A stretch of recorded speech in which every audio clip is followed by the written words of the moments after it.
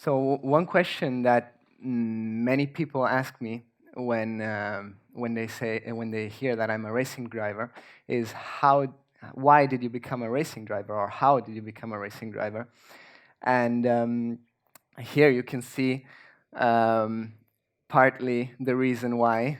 So I was only a few months old here in Imola in Italy, and I was already passionately looking at my father racing, and looking at all of the race cars, which I loved since very little, and um, well, it is in our veins because my grandfather, which is pictured in the two top pictures, was national motorbike champion in Venezuela in 1956, the year my father was born.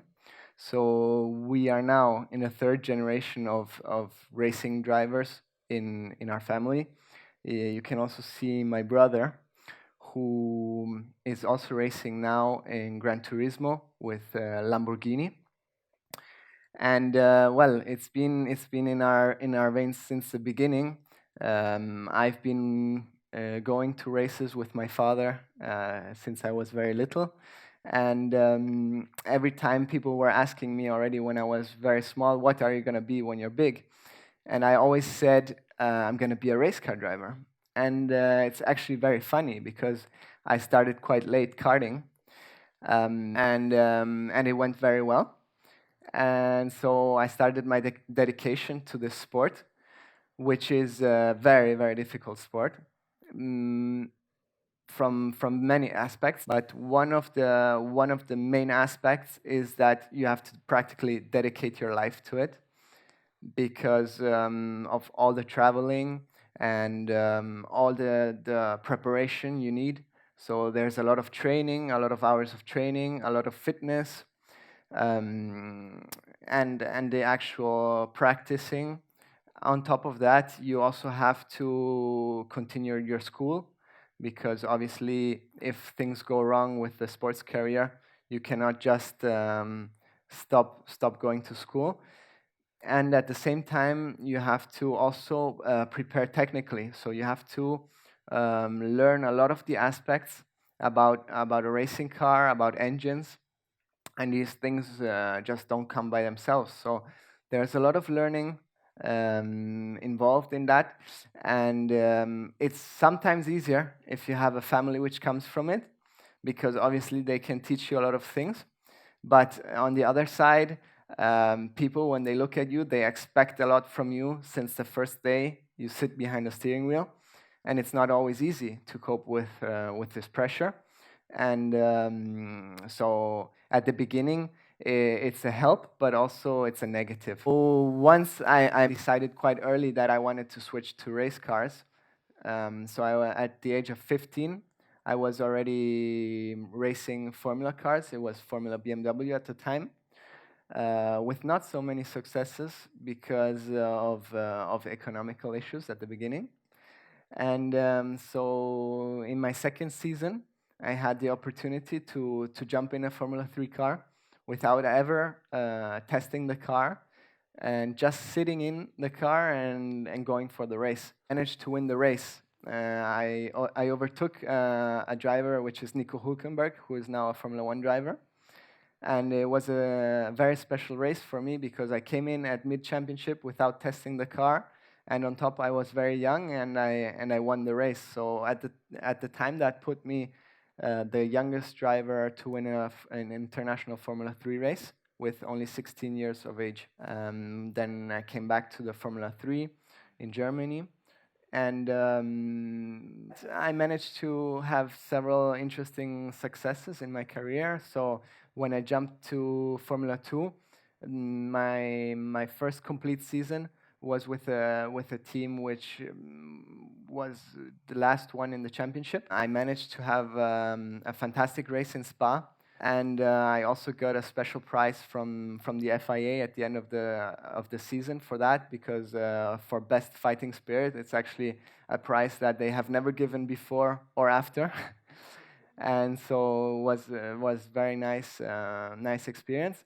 And thanks to that race, also I managed to changed team for the year after, which also again was very difficult economically, but with a bit of luck and a lot of hard work, I managed to win Monaco with a pole there. I managed to win Hockenheim in Germany. So those were great successes in 2012. And then in 2014, I succeeded another great result, which was winning a race which happened in 2014 in Barcelona. And at the same time, also, I became a test driver for two Formula One teams, so Force India and Toro Rosso in consecutive years. And it's an amazing experience because to drive Formula One cars in itself, it's not so much more difficult or maybe even easier than driving the Formula 2 car, but there's so many more systems, so many more buttons which you can push, but you don't have to just push them. You have to know what they do. So I loved it because of the multitasking capacities that you needed to have, and it was a very special experience to work with over 100 people just to prepare one car at a test day. So you had mechanics, around 60 mechanics, which worked in 3 shifts. So they worked 24-hour a day on the car to prepare the car during test days, because often we had a complete rebuild overnight of the car with new technical features. And at the same time, you have about 35 to 40 engineers, which each one had a special sector. So for every little bit of the car, you had a specific engineer. Incredible things about motor racing. Well, you get to travel the world. You get to see many places. You get to know many people from different places of the world. And I think this is one of the most beautiful experiences of motor racing, is to get to know so many different cultures and how people behave and how you can interact with them. And then it's an incredible mental training to drive these cars, because of all the systems you have to control whilst driving, whilst controlling the tire degradation, and at the same time discussing with your engineer over the radio what the other people are doing with their strategies, and thinking of when is it best to stop, or what set of tire is it best to put on next. The difficulties of motor racing is that it's a very expensive sport. Unfortunately, nowadays and in future, it will be always more difficult because companies tend to not sponsor anymore as much as before, but try to, obviously, as the world moves along, spend their money in a more efficient way. The difficulty to choose the right path now is very difficult, because there's very, very many different categories, and especially for next year, there will be about 4 championships in Europe at the same level after the Formula 4. So they call them the Formula 3. The first ones start with 180 horsepower, and they go up to 420 horsepower.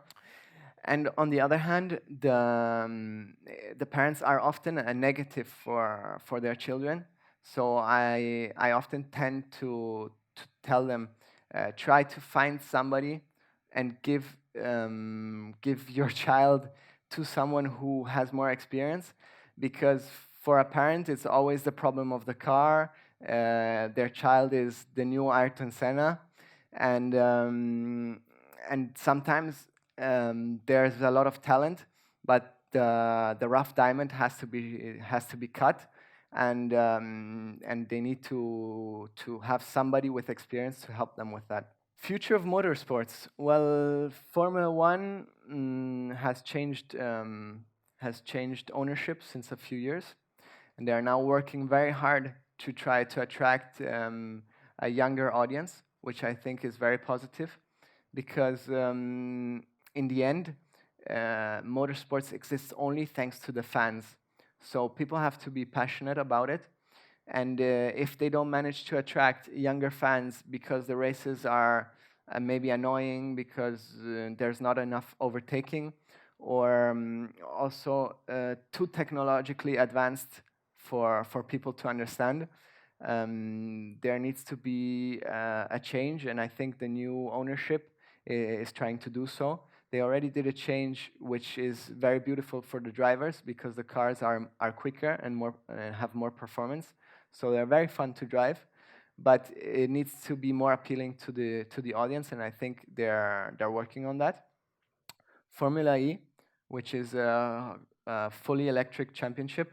It's a great championship from the fan base point of view. They did great entertainment, and there's 10 car manufacturers which are there with official teams. So it means that it's working quite well. Unfortunately, it's good for the fans, but it's not so fun for the drivers to drive because the cars don't have so much horsepower yet. But this is a championship that for sure in the future will be very big and very interesting. Le Mans prototypes and Gran Turismos.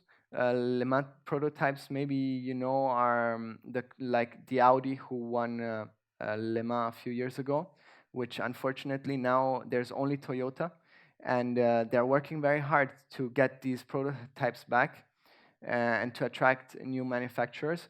But at the moment, it's a championship which is suffering a lot, and if they don't get back at least 2 or 3 big manufacturers, it will be very difficult in the future for them. And and then the economic trouble, a very, very difficult thing in motorsports because the championships are every year more and more expensive.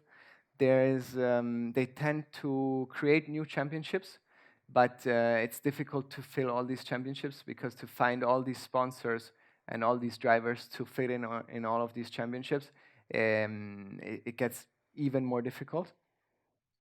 So I expect that in the future we have to look at something more appealing and more interesting to to to how we are nowadays.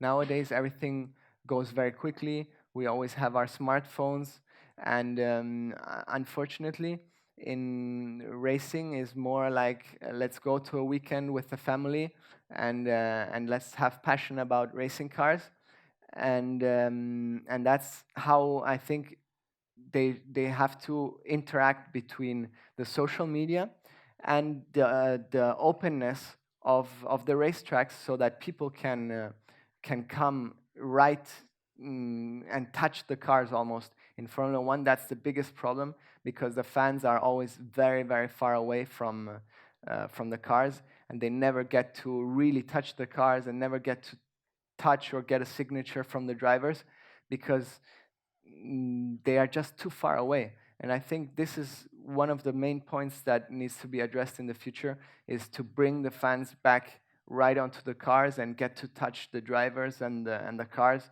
to really get a passion for mechanical racing again.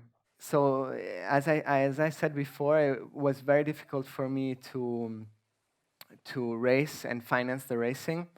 So, well, I stopped racing at the end of last year, and I had already started several companies whilst I was still racing. But since last year, I'm concentrating more on, well, a lot more on business. So I further developed my companies. We work in several sectors, so in finance, in technology, in real estate, in commodities, and we also have sports management, which was born for my racing career, and which we still work on actively, but more as in a future project because we have 2 young drivers under contract, which we're trying to help to find their way in the professional racing world. And here, something very important for me is my wife, who helped me a lot in my career since the beginning. She was always there for me, doing my back office, organizing all of the travels, organizing a lot of the sponsorship relations, especially at the racetracks, because obviously the sponsors come to the racetrack and they don't understand that you are actually doing your job, but they're passionate about it and they want you to be there for them. And so my wife was always there to shield this a little bit because I had to concentrate for my race weekend, and I think often in times where I was down or things were not going as well, she always helped me to get back up and get focused and said, "Listen, you have to go for it. You want to be a race car driver? It's not gonna be easy. Stand up and really focus on what you want to do and get it done." And the last slide is about my daughter, and which I had the chance because I stopped racing last year because before we were traveling so much. So we decided to have a daughter, and we were lucky, or a son or a daughter.